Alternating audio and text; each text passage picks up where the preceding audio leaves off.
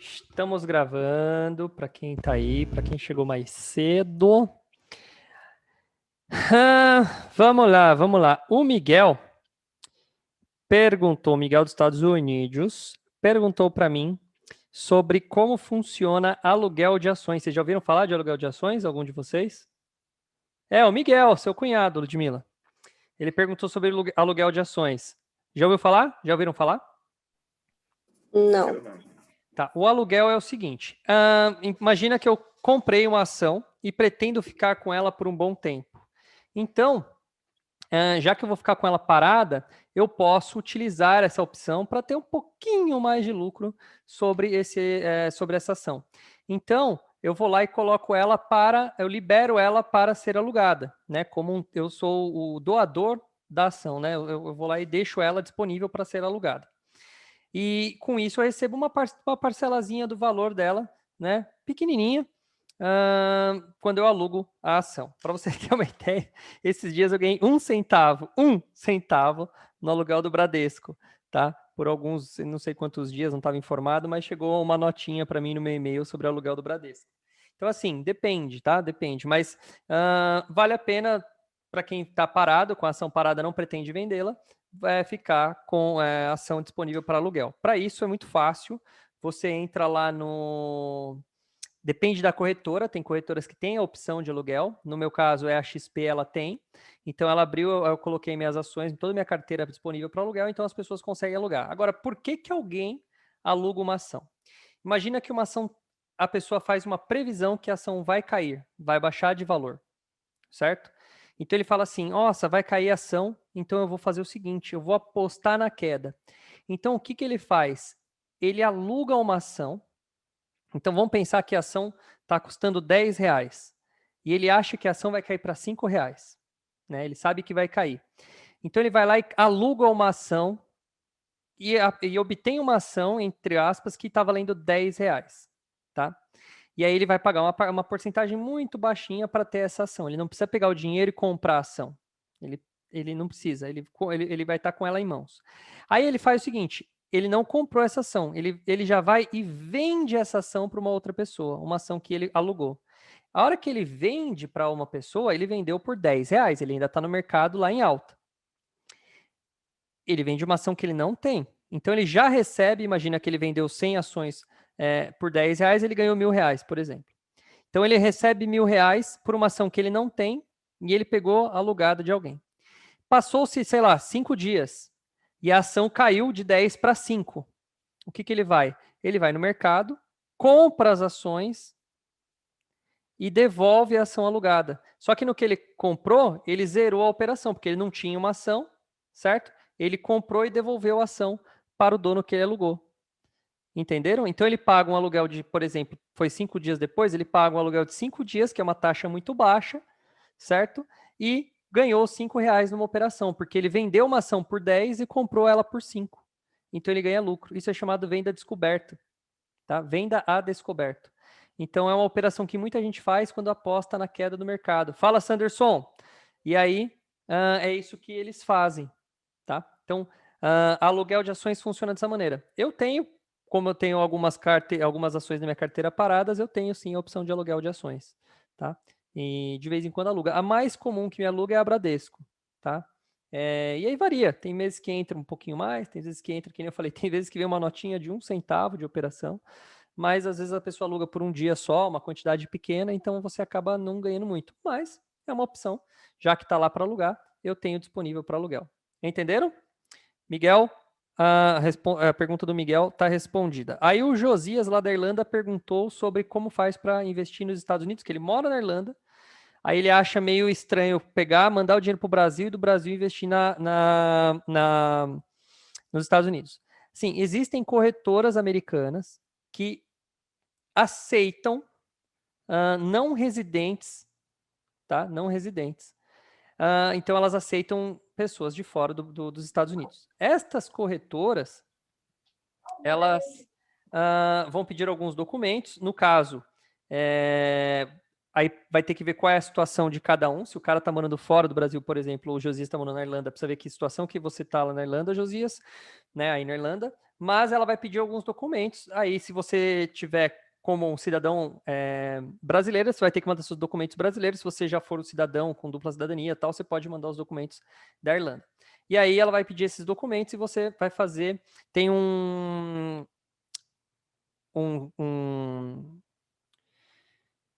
uma espécie de formulário que você tem que preencher, tá? Para dizer que você não é cidadão, não é residente, e aí isso vai te livrar do imposto de renda, porque o imposto de renda nos Estados Unidos, ele tem para quem mora, para quem se aproveita dos benefícios de morar aí, né? Assim, as coisas que os Estados Unidos, para que ele use o imposto, ele vai devolver para a população em serviços e tudo mais. Então, como você não é residente, para quem não é residente dos Estados Unidos e quer investir, essa pessoa não paga o imposto de renda, que é 30%, se eu não me engano, nos Estados Unidos, tá? Então ela sai do imposto de renda, mas ela vai acabar pagando imposto de renda aqui no Brasil, porque assim, no momento que ela fizer a venda e obter lucro, na hora de repatriar esse dinheiro, ela vai ter que pagar o imposto de renda, sim, respectivo dessa operação. Muda um pouco para dividendos. Para dividendos, os Estados Unidos cobra, então vamos supor, uma empresa teve lucro e ela vai distribuir o lucro para você, 30% também desse dividendo já vai ser retirado na fonte. Então você já recebe o dinheiro livre de imposto, né? Na verdade, você já pagou o imposto, né? Você já recebe o dinheiro líquido.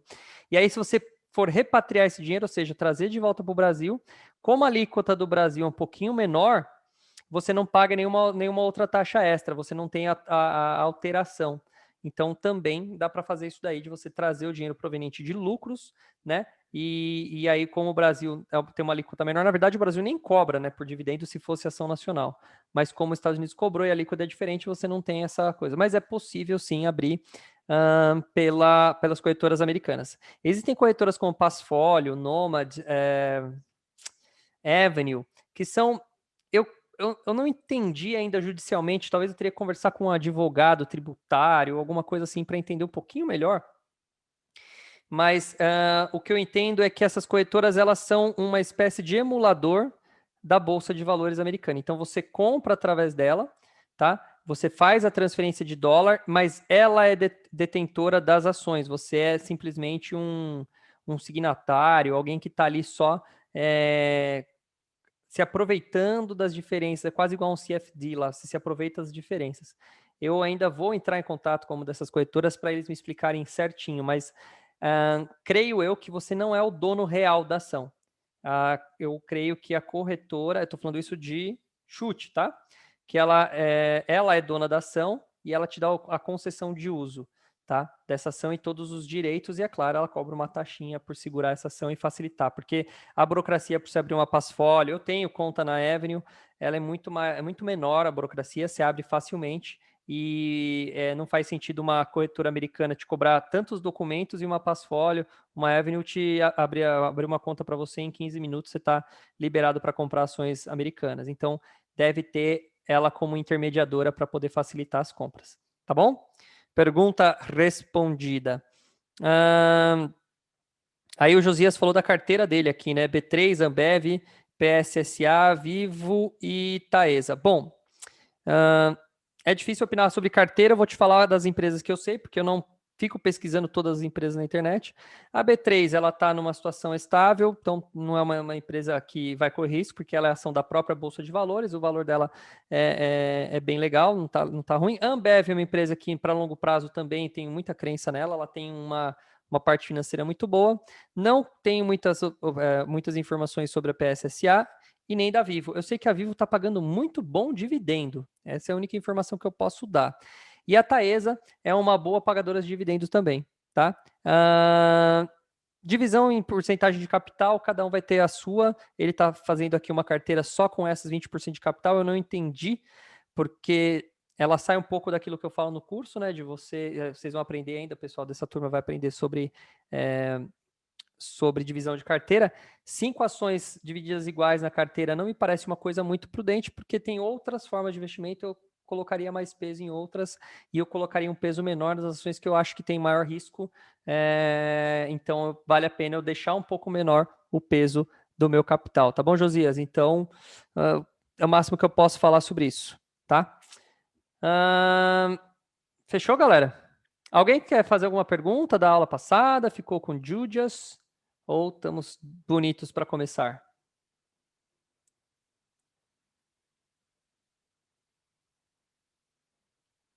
Plim, plom. Alguém? Sanderson, tranquilo? Ludmila, Beto? Fala, Beto, beleza? Eu tô de boa, eu tô de boa. Lud?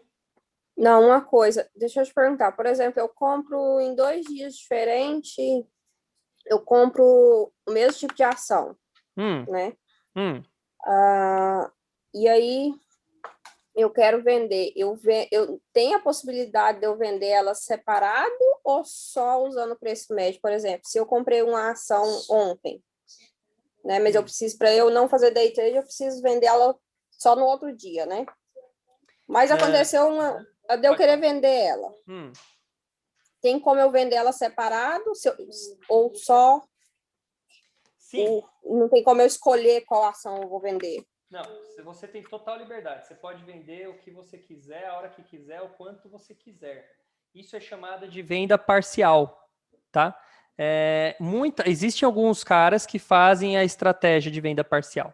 Por exemplo, vamos pensar, independente da compra, vamos pensar que eu comprei uma ação por R$10 e eu acredito que ela vai chegar a 15. Só que a hora que ela chega a 12, eu falo o seguinte, olha, já que ela chegou a 12, eu vou vender uma parte dela, que mesmo que ela caia para 8, se eu vender o resto, eu vou sair no 0 a 0. Então o cara vende parcialmente para garantir o lucro dele, ou para pelo menos extinguir o prejuízo que ele poderia ter. Isso é chamado de venda parcial. É uma estratégia também. Algumas pessoas fazem isso. Se eu fiz umas 2 ou 3 vezes na vida, foi muito, tá? De vender parcialmente para garantir essa estratégia e depois vender integralmente quando ela bate no preço que eu acreditaria que ela vai alcançar. Então, assim como tem o preço médio de compra, você vai ter o preço médio de venda. Então, se eu vender uma parte num preço menor ou maior e depois num preço maior ou menor, eu teria que fazer o cálculo de lucro em cima do preço médio, tanto o preço médio de compra como o preço médio de venda. Na prática, é uma compra e uma venda, porque é aí que eu vou medir o lucro com exatidão, entendeu? Mas eu posso vender em várias vezes, dividir minha ação em 10 parcelas e vender 10 vezes, não tem problema, tá? Dá para fazer sim. Não, tá bom. Entendeu? Entendi. E aí, mais alguém com dúvidas? Marcones entrou, hein? O Beto. Fala, Beto. Fala, Beto. Me diga uma coisa, parece que no Brasil são 3 ou 4 empresas que pagam dividendos mensal. As outras empresas todas pagam de 3 em 3 meses, 4 em 4 meses. Uhum. Mais ou menos isso, né? Eu nunca contei, mas da onde você tirou que é 3 ou 4? Você deve ter lido em algum lugar isso. Eu li sim. Parece que é o Itaú, o Bradesco e o Banco do Espírito Santo. BEES. Não lembro. É o Banespa Espírito Santo, sim. Entendeu? Mas a minha pergunta é o seguinte: quando eu compro uma ação e depois vamos supor que eu venda ela depois de alguns meses, ok. Como eu não tirei nada, o dividendo vai estar ali embutido também ou Não, é não? assim, ó. A data de pagamento de dividendo tem uma chamada DataCon e DataX, tá? Certo. DataCon é a data que ele vai usar como referência. Quem é dono da ação naquele dia vai receber. E a DataX é a data de quem é dono da ação depois daquele dia, ou seja, já não vale mais. Data EX, né, que é a data que já não vale mais. Então, às vezes, você comprou uma ação no dia 1, vendeu no dia 2, mas justamente o dia 1 ou o dia 2 é a data com, aí você vai receber o dividendo. Só que o que acontece? Existe uma... Eu já vi isso várias vezes acontecer, eu não fico acompanhando todas, mas quando eu peguei para olhar, eu já vi isso acontecendo. Quando existe o pagamento os dias que antecedem o pagamento, né, ou aliás, os dias que antecedem a data com, a ação tende a ficar um pouquinho mais valiosa, e logo que entra na data X, a ação perde valor. Por quê? Porque daí os caras que pegaram dividendo, eles já pegam e já vendem a ação, entendeu? Para entrar em outra operação. Existem algumas estratégias que são os caças dividendos, entendeu? Esses caras, eles ficam de olho na agenda e compram, eles ficam de olho na agenda e na finança das empresas, e aí eles compram muito mais próximo da data com, para ficar com a ação e depois sair, né, na data X, entendeu?